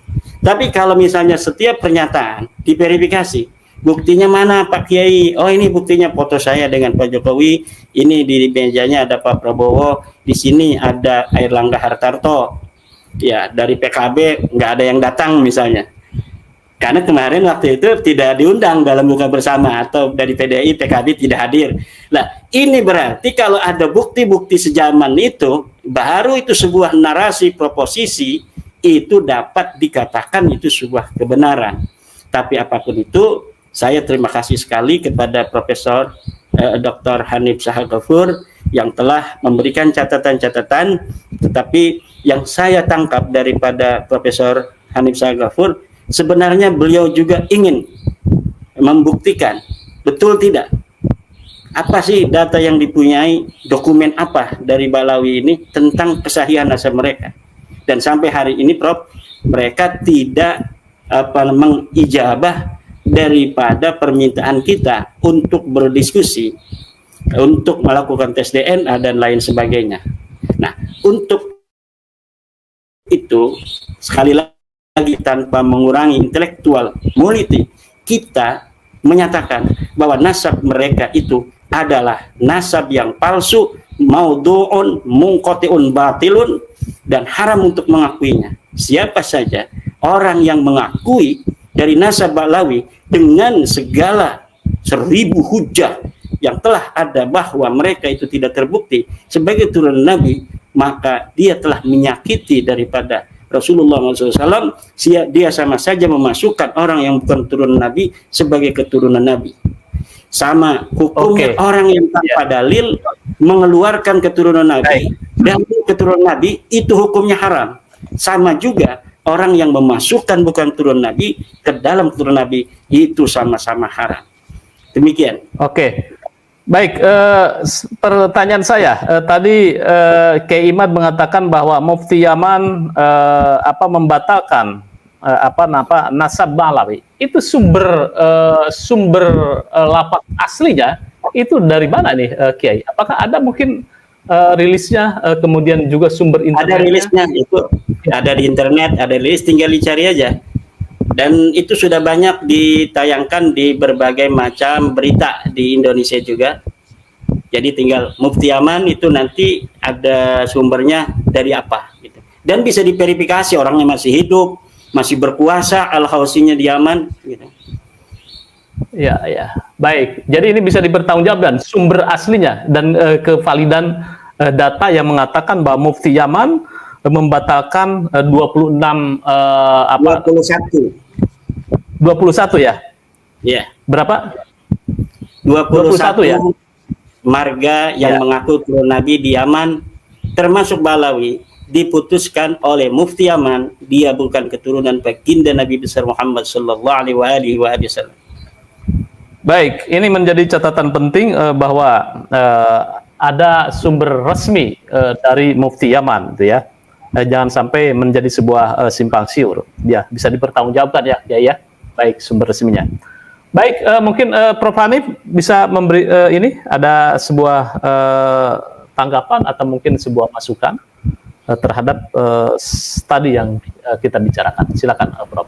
Baik, begini menariknya itu, bahwa kalau 21 itu dibatalkan bisa jadi gitu ya. Tapi dari sekian Ba'lawi itu kan banyak kabilah, banyak ini keturunan itu gitu. Nah, apakah berarti kan tidak semuanya dibatalkan? Karena memang jumlahnya itu sekitar kalau di Rabitatul Alawiyyin itu ada sekitar lebih dari 100 jalur keturunan Nabi itu. Kalau yang dibatalkan 21 itu kan berarti masih ada yang memang bisa diakui sebagai keturunan Nabi. Itu satu.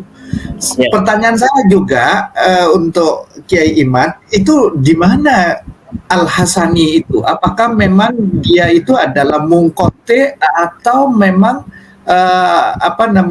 nyambung gitu? Sanad silsilah dari Al-Hasani itu. Misalnya Sayyid Muhammad bin Alwi Al-Maliki Al-Hasani. Dan pada umumnya Al-Hasani ini banyak di kawasan Afrika Utara gitu. Nah, itu barangkali juga perlu menjadi catatan juga. Artinya begini, Robito Alawiyyin juga harus juga melakukan verifikasi faktual juga terhadap mana yang memang dari 21 itu tertolak dan tidak bisa disebut keturunan Nabi, atau mana yang memang bisa disebut sebagai keturunan Nabi gitu. Itu. Oh ya, terkait juga dengan kitab Kiai.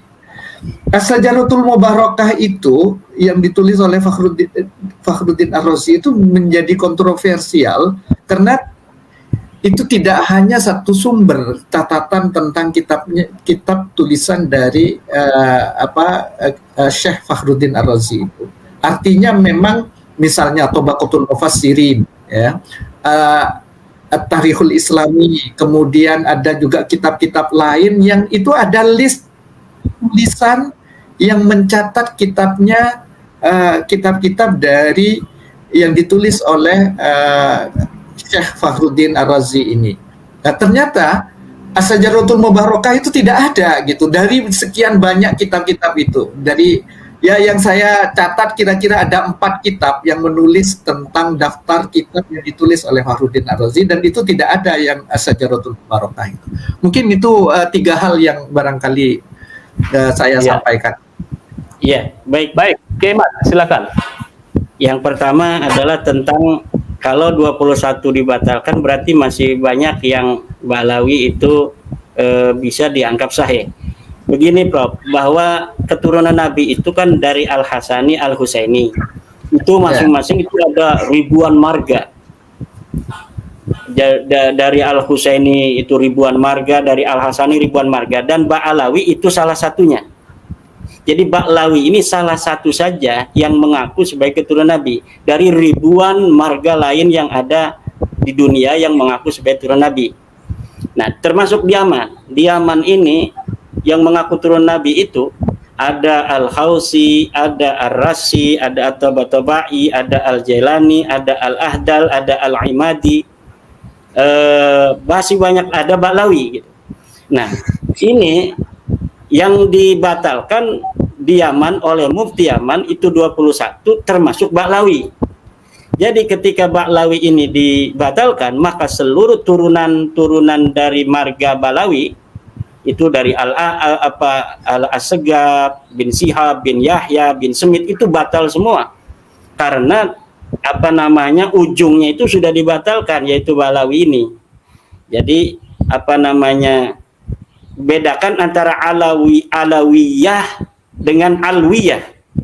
Nah, Rabitah di Jakarta ini Rabitah Alwiyah, Rabitah keturunan Alwi bin Ubaidillah, bukan keturunan Sayyidina Ali. Nah, kalau keturunan Sayyidina Ali banyak di dunia itu dari Raja Yordan, dari Syarif Makkah, itu semuanya mengaku keturunan Nabi dan terkonfirmasi baik dari kitab nasab maupun dari DNA. Nah, kemudian toba-toba yang ada di Yaman juga itu terkonfirmasi oleh kitab nasab, terkonfirmasi juga oleh DNA. Tapi Ba'alawi tidak terkonfirmasi oleh kitab nasab, juga tidak terkonfirmasi oleh DNA. Nah, kemudian yang kedua tentang Al-Hasani. Al-Hasani gimana? Ya, Al-Hasani banyak keturunannya. Abdul Qadir Al-Jailani itu Al-Hasani. Kemudian Sayyid Alwi Al-Maliki Al-Hasani itu dari marga Al-Idrisi, ya. Sayyid Alwi Al-Maliki itu dari marga Al-Idrisi, dia keturunan Nabi Muhammad SAW. Dia bukan Ba'alawi, dia Al-Hasani. Kemudian Raja Maroko, Raja Yordan, Al-Hasani. Kemudian Al-Hausi yang ada di Yaman itu Al-Hasani dari Ar-Rasi. Ya, itu banyak sekali. Asy-Syaibani juga ada Al-Hasani. Nah, itu sahih asli turun Nabi. Nah, ketika saya mengatakan sahih asli keturunan Nabi adalah ketika sebuah pengakuan itu belum kita teliti, maka kita biarkan apa adanya sesuai dengan pengakuannya. Itu adalah sistem ilmiah. Nah, tapi kalau Ba'alawi saya berani mengatakan dia palsu, dia maudhu, dia terputus, karena saya sudah menelitinya dan dia terbukti bukan keturunan Nabi Muhammad SAW, baik dari pustaka, sejarah maupun DNA. Kemudian dari yang terakhir adalah tentang Syajarah Mubarakah. Ya, tadi setelah saya ungkapkan Pak Prof bahwa memang Syajarah Mubarakah ini baru ditemukan di perpustakaan Turki oleh Syekh Al-Mar'asi yang kemudian ditahqiq oleh muridnya yang namanya Syekh Mahdi Rojai. Karena tidak semua kitab itu bisa diakses orang karena dulu tidak ada cetakan. Jadi orang menulis kitab. Kadang-kadang karena tidak laris, kitab itu hanya disalin oleh seseorang yang mau ngaji. Apalagi kitab nasab itu hanya berkaitan dengan orang-orang yang punya hubungan darah dengan Rasulullah.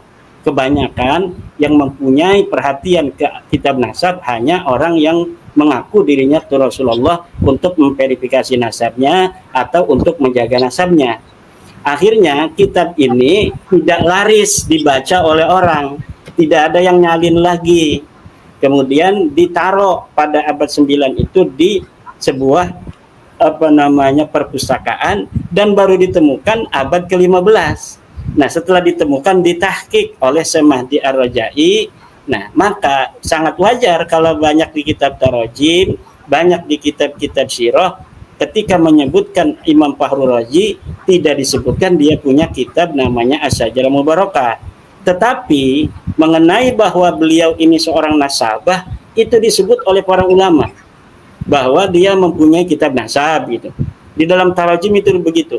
Bahkan ada kitab tentang para ahli nasab namanya Tabaqatun Nasabin, itu menulis seorang Imam Fakhrul Razi memiliki kitab nasab. Nah, kemudian apa yang telah dicatat oleh penyalinnya di dalam kitab itu sendiri yang mengatakan bahwa saya menyalin ini berdasarkan salinan asli dari penulisnya Imam Fakhruddin Ar-Razi. Ini adalah sebuah data fakta ilmiah yang harus dihargai sebelum ada data lain yang menyanggahnya. Dan sampai saat ini orang-orang yang meragukan Asy-Syajarah Mubarakah sebagai karangan Imam Fakhruddin Ar-Razi itu tidak memiliki data apapun untuk membacanya, kecuali mereka mengatakan bahwa ini tidak dicatat dalam kitab-kitab tarajim yang menerangkan tentang Imam Fakhruddin Ar-Razi. Demikian, mohon maaf Rob. Ya, baik, Kiai Imad. Kenapa ini pertanyaan yang sama juga gitu kan? Kenapa Kiai begitu sangat yakin bahwa Syajarah Mubarakah itu ditulis oleh Imam Fakhrul Razi, sementara kan ditemukannya baru kemarin abad 15? Ya, dalam teori ilmiah itu suatu proposisi, sebuah kesimpulan itu kita biarkan demikian kecuali ada yang membantahnya. Kitab yang ditemukan itu salinannya itu jelas menyebutkan pengarangnya. Pengarangnya Imam Fakhruddin Ar-Razi. Tahunnya tahun sekian dikarangnya, bahkan disebutkan 597 Hijriah ditulis. Kemudian penyalin kedua ini mencatat bahwa saya menyalinnya dari kitabnya yang asli dan saya menyelesaikan salinan ini pada tahun 800 sekian. Itu ada. Maka proposisi yang ada di dalam sebuah manuskrip yang baru kita temukan itu harus dibiarkan demikian sampai ada yang membantahnya.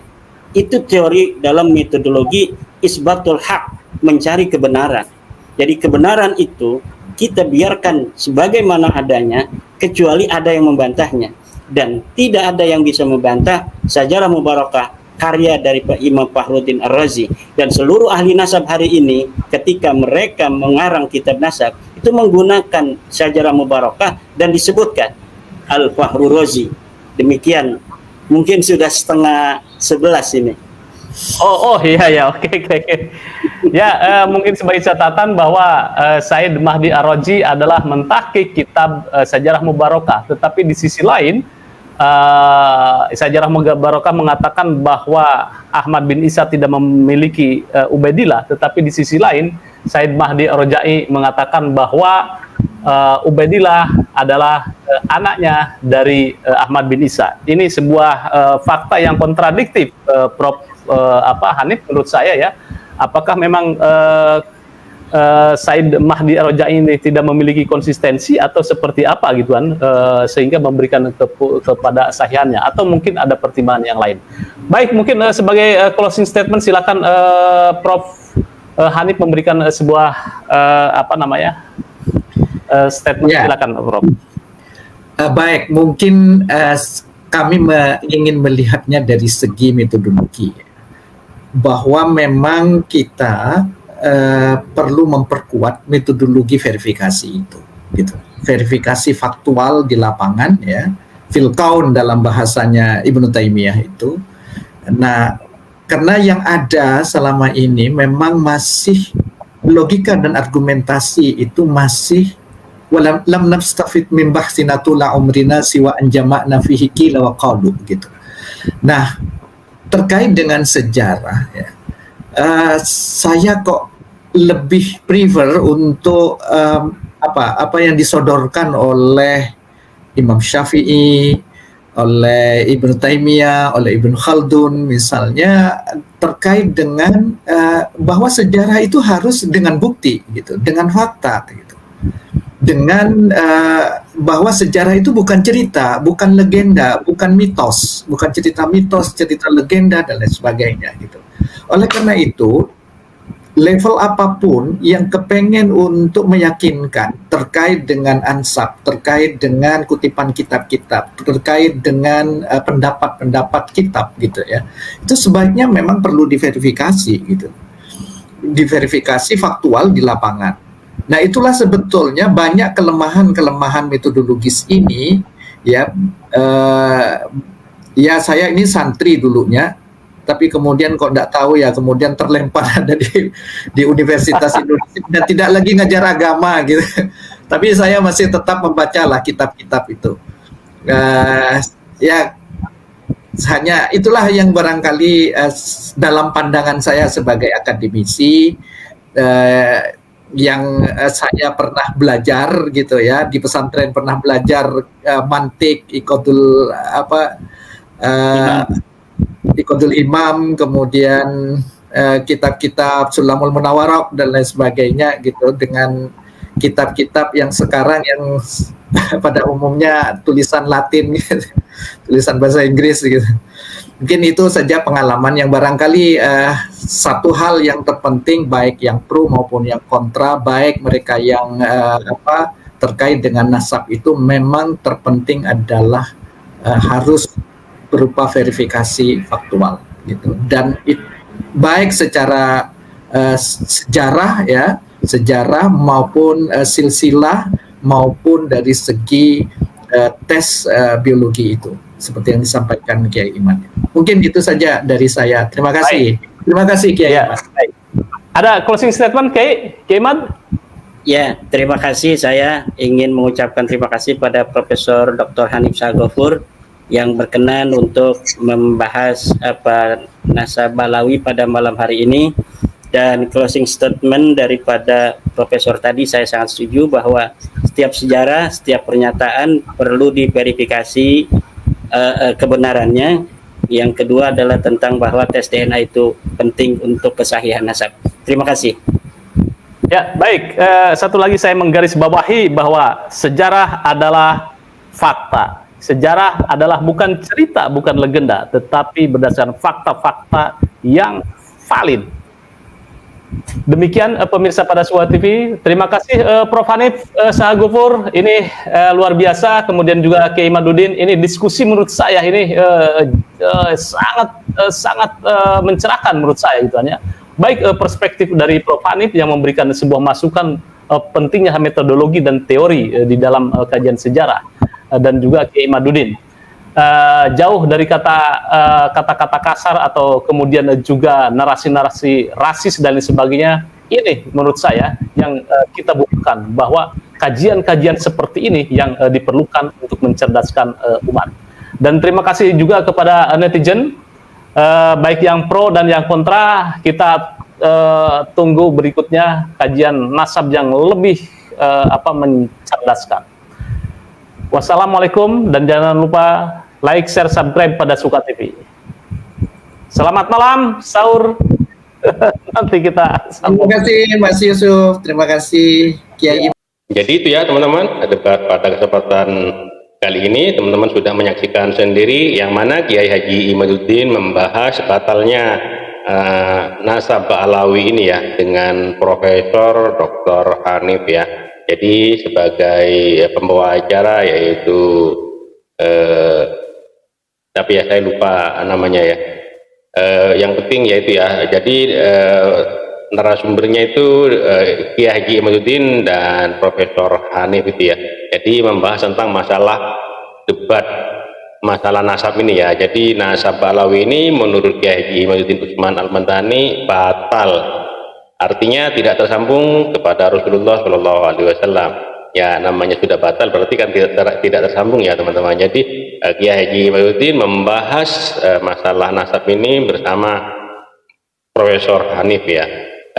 Jadi Kiai Haji Imaduddin sudah melakukan penelitian tentang masalah nasab ini. Dari ilmu sejarah, ilmu nasab, dan juga tes DNA, ternyata si beliau-beliau ini, Kelan Ba'alawi ini, ternyata tidak terkonfirmasi bahwasanya dia ini cucu Nabi Muhammad SAW. Terima kasih buat teman-teman semua, semoga bermanfaat, dan buat teman-teman apabila ada kata-kata yang salah, yang kurang berkenan, mohon dimaafkan.